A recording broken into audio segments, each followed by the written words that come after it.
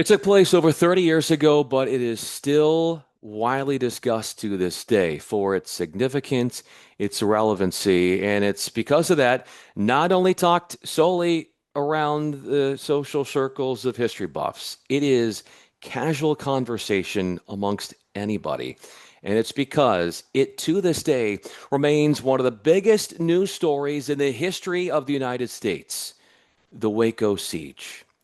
My guest today is Dick DeGuerin. He was the attorney for David Koresh, the leader of the Branch Davidians during that 1993 Waco situation. And what you are about to hear is an uncensored account from DeGuerin and what he experienced, what he heard, what the negotiations were like, what it was like for him riding a tank on his way to going into the compound. What was the compound like? What was it like talking to David Koresh in person or over the phone?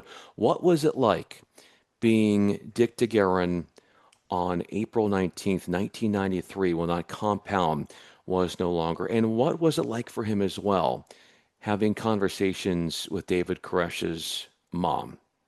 A lot of this info that is being discussed you can find on Dick DeGuerin's podcast channel. It is called Presumed Guilty. I encourage you to check it out wherever you get your podcast. In the meanwhile, check this conversation out between DeGuerin and myself.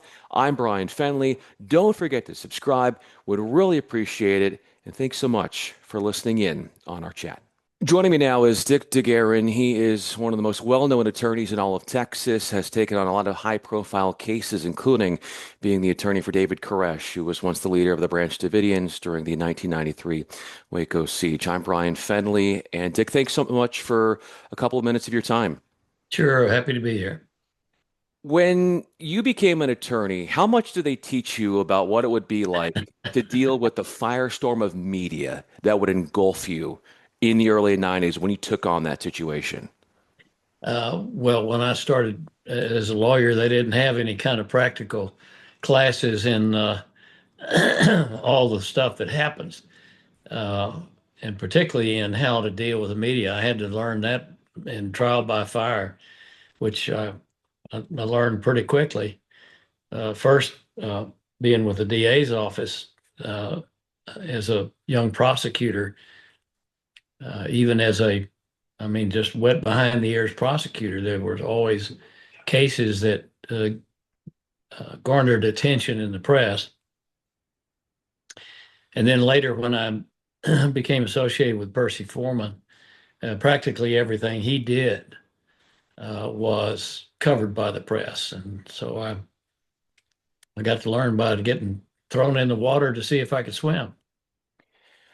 What was it like being engulfed by reporters and trying to make out what you want to say, what you can't say at the time during the events, and just the way in which you had to comport yourself during those interviews that we've all seen on documentaries galore and the work you had to do?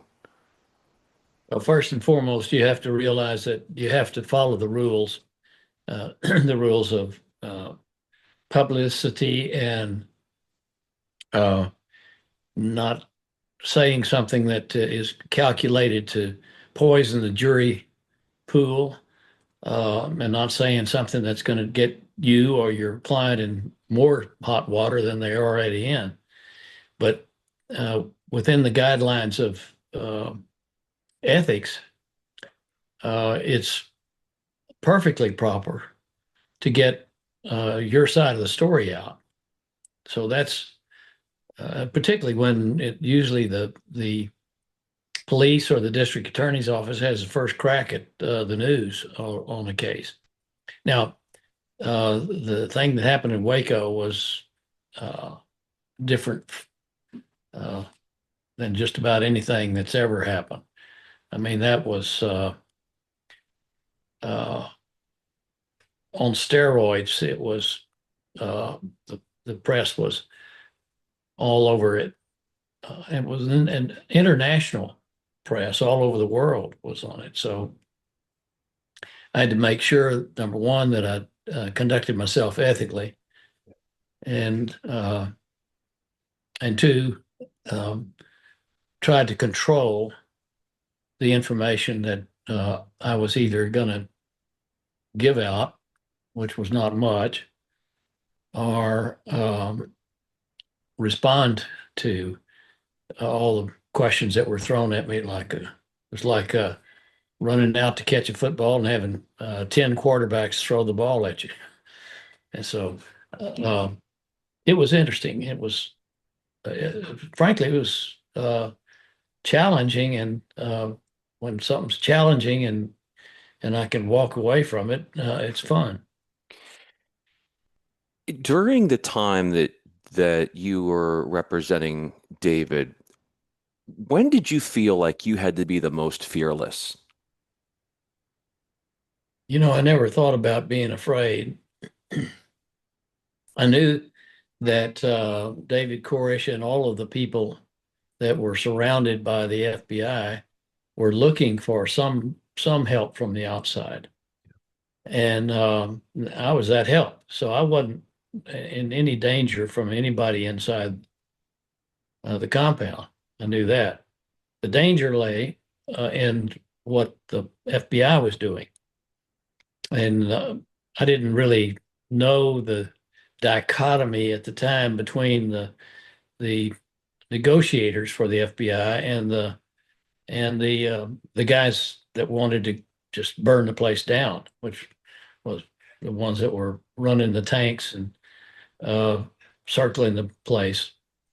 There was the active FBI SWAT team, basically was what they were, and then there were the negotiators, and they didn't see eye to eye between themselves.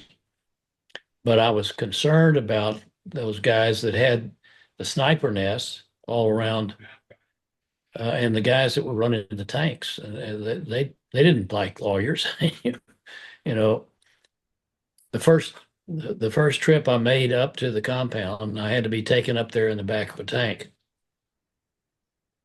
And as I went to get in the back of the tank, my handler, who was one of the negotiators and who kind of watched out for me, said, "Be careful because these guys are kind of reckless in the way they drive these tanks, and it might throw you back and forth inside the tank." And one person got a concussion recently. And as I went to get in the back of the tank, the driver, who was up on the top of the tank, looked down at me and kind of sneered and said, "Let's not forget there are 4 dead agents." And I took that as a veiled threat. Sure enough, as we drove up the several hundred yards, maybe a mile to the compound, he had the tank fishtail back and forth and throwing me around in the back. Luckily, what I did was they had hanging straps, and I held on to those tightly and I didn't get hurt. So I was concerned about that part of the FBI that wanted to just go in like gangbusters and kill everybody. Uh, and as I got to the place where they're going to let me off, about 100 yards to walk, uh, my handler, Byron Sage, who was the assistant special agent in charge from Austin and also was the chief negotiator, said to me, "Do you want body armor?" I said, "No, I'm not afraid of these guys, but I don't want your guys to shoot me." Uh, but I was pretty sure that they had, that is, the FBI had told everybody that I was part of the authorization issued by the FBI to let me go in and talk to Koresh. How long did it take for you to get a good read on David? Well, I don't want to really toot my own horn, but I think that as a criminal defense lawyer, and by that time I've been practicing, I guess, well, 30 years, uh, you get to read people pretty well. You get an ability to read people. And so that was uppermost in my mind. I wanted to know, is this some crazy lunatic that's going to kill everybody, or is he, what is he all about? So I didn't get to talk to him for about the first hour when I went up to the compound. It was only after about an hour that I said, look, uh, I was talking to Steve Snyder and Wayne Martin. I said, look, I've got to talk to Koresh. He's my client. And they said, well, you've been talking to him. He's been hidden behind this piano, listening to what we're saying. And so I got to talk to him then. I had talked to him on the phone the night before, and he sounded lucid and aware of his situation and uh, eager to talk to a lawyer. So my first impression of him was on the phone, and I thought, well, this guy's not crazy. And then when I got to actually meet him and talk to him and have him listen to me and me listen to him, uh, I thought, well, we're communicating very well.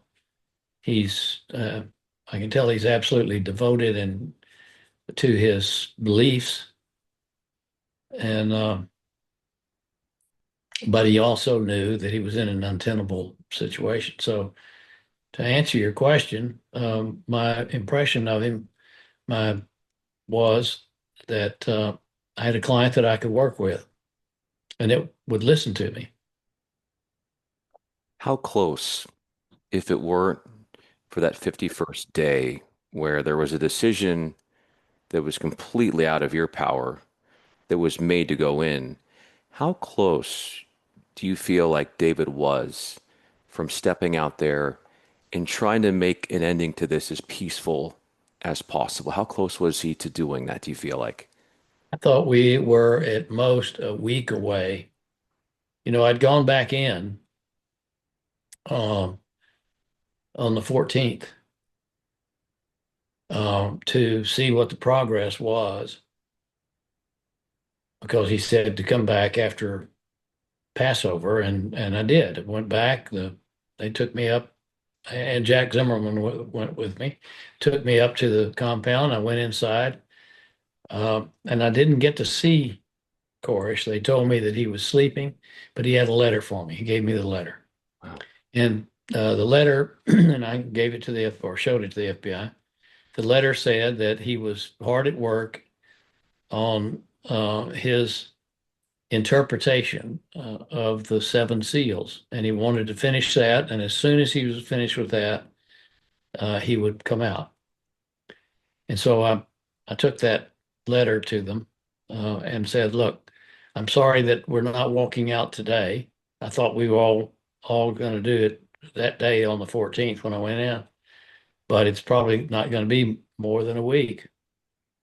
One of the SACs, the special agents in charge, uh, started to say, "Well, that's we don't believe him," and the other one said, "No, no, we've got all the time it takes. We can wait."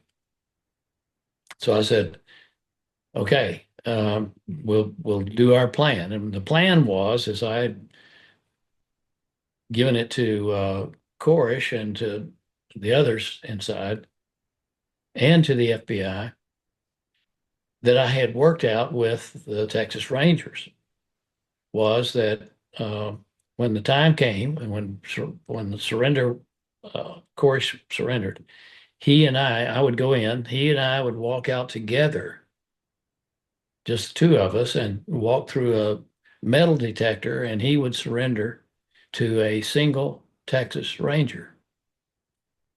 And if you grew up in Texas, everybody knows the apocryphal story about the one riot, one ranger.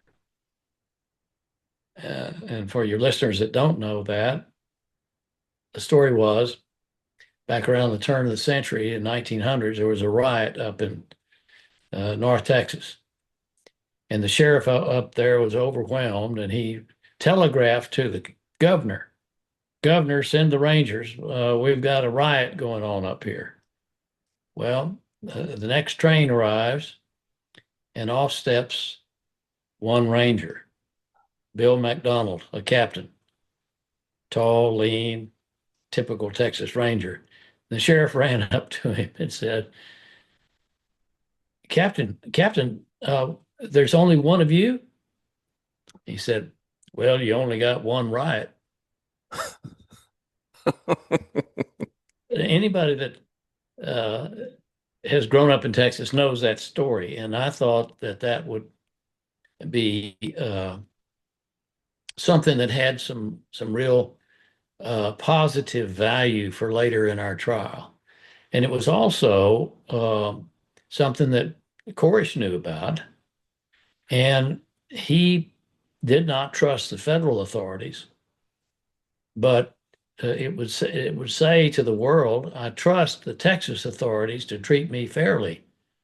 So he agreed to do that. He would surrender to the one ranger. We had it all worked out. When I went to the FBI with that plan, they kind of grumbled and griped a little bit, but they said, "Well, if it'll work, we're willing to do it." So we had that plan, and I was certain that if they just gave it enough time for him to complete writing his version or his interpretation of the seven seals of the book of Revelation, it would happen. So to answer your question, yeah, I thought maybe a week more at most. What was your day like from the very beginning, where you were April 19th, 1993? Given that on the 14th, I had been in to see Koresh. I'd come out, I'd reported to the FBI. It's going to be just a little longer. He's writing the seven seals, and as soon as he's finished, contact me, and I'll come back down. Well, I had another case that started trial in North Texas, for North Texas, and I was up there early in the morning. I run in the morning, and I had just gotten back from a run about 6:15 or so. Got back to my hotel. The phone was ringing. It was my wife. She called me. She said, "Turn on your TV and look what's happening." And I turned on the TV, and I saw that they had the tanks, and they were poking holes in the building and inserting tear gas. And I called back down to Waco, and I reached one of the special agents in charge, Bob Rick. He was from Oklahoma. And I said, "Look, I can see that this is it. You've lost your patience. I'll be right down there. I'll go back in and I'll bring him out." And he said, "We don't need you anymore." Well, I went to court that morning and told the judge what was going on and said that I thought I needed to postpone that trial and get back down to Waco. And the judge reluctantly, she wasn't going to let me go at first, but reluctantly she did, because one of my co-counsel said, "Look, he may be able to save some lives." And I didn't look at it that dramatically. I thought, well, I thought I just needed to get down there. So she let me go. I drove back and stopped briefly in Fort Worth.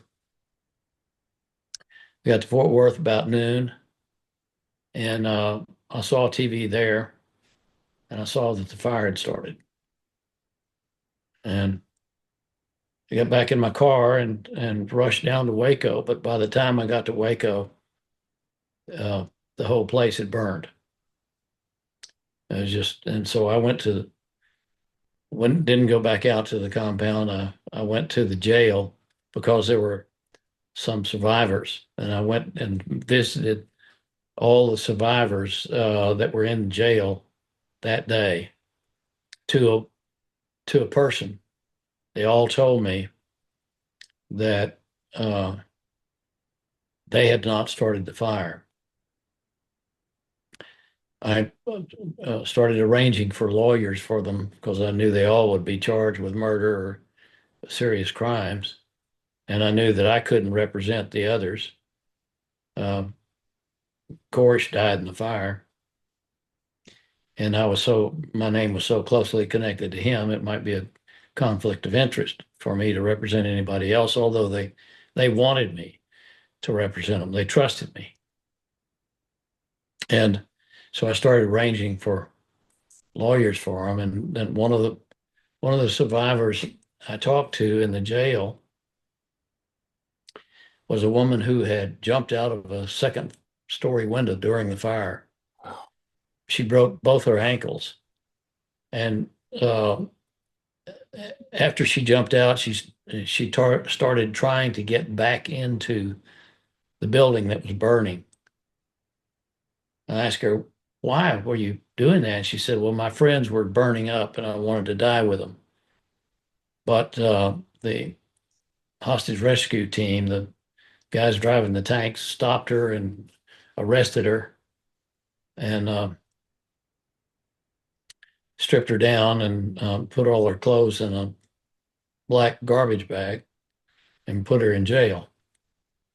And she told me, and she was very secretive about it. She had to make sure that no one was listening to us. She said, in my clothes, there are some floppy disks.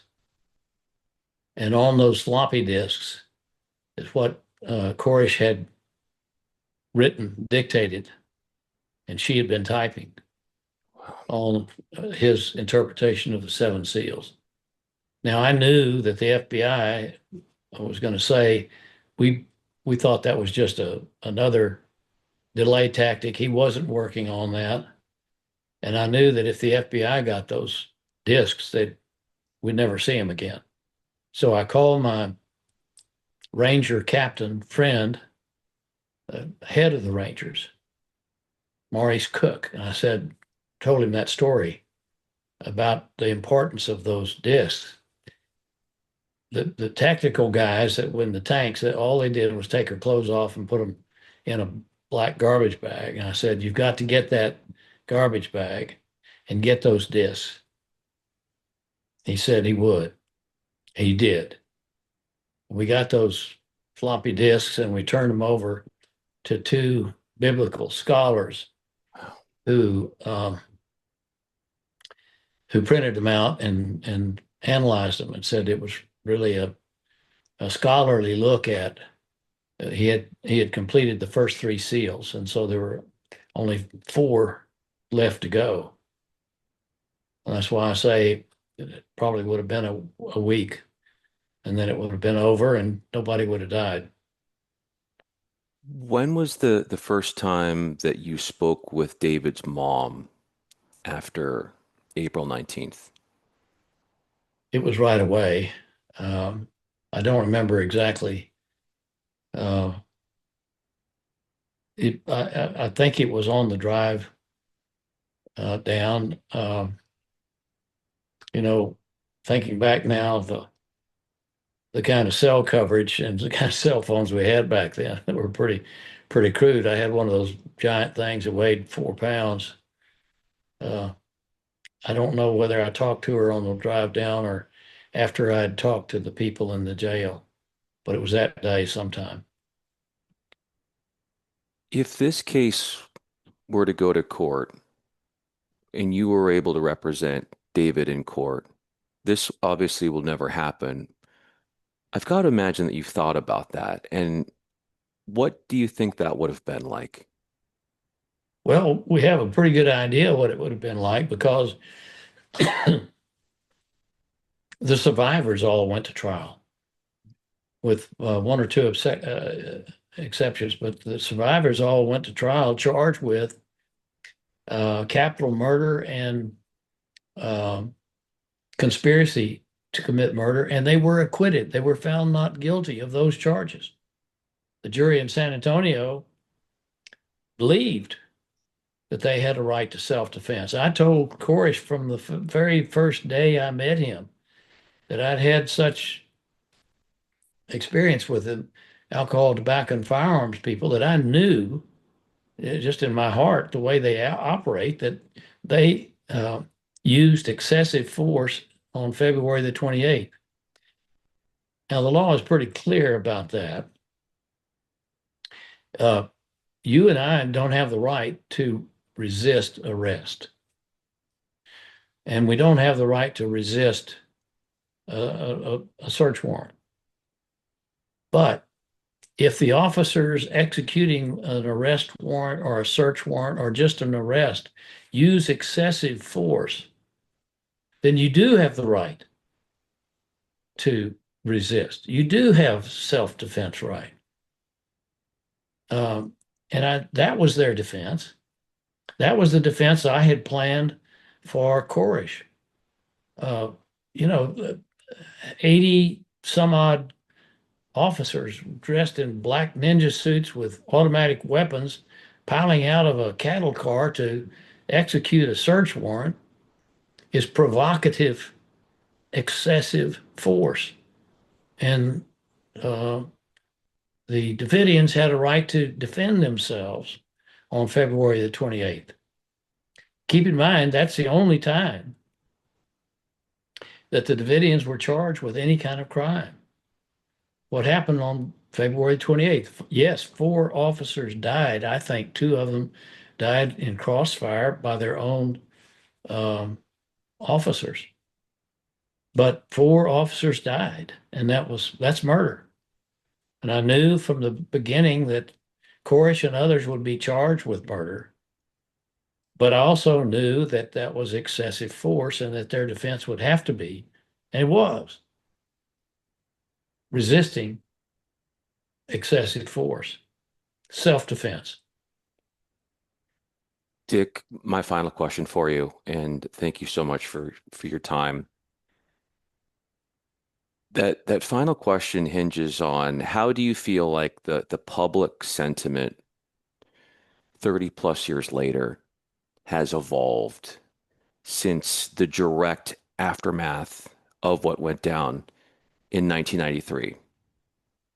I think there has been an evolution of the way we feel about officers and the use of excessive force.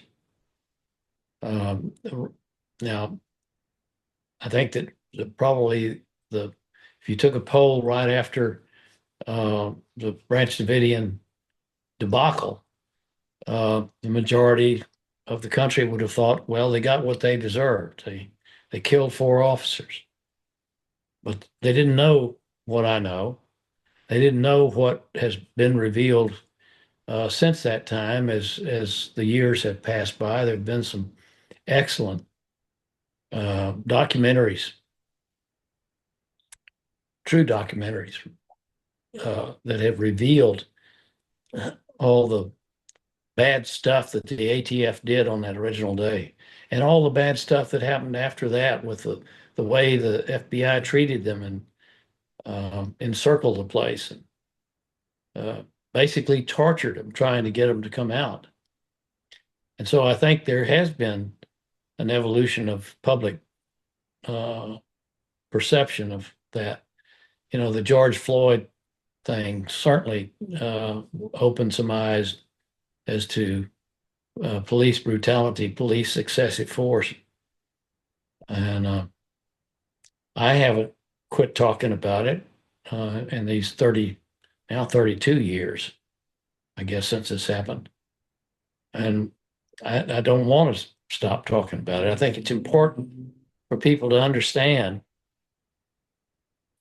that the officers that are sworn to protect us are sworn to protect us and not to bring military force in serving a civilian search warrant.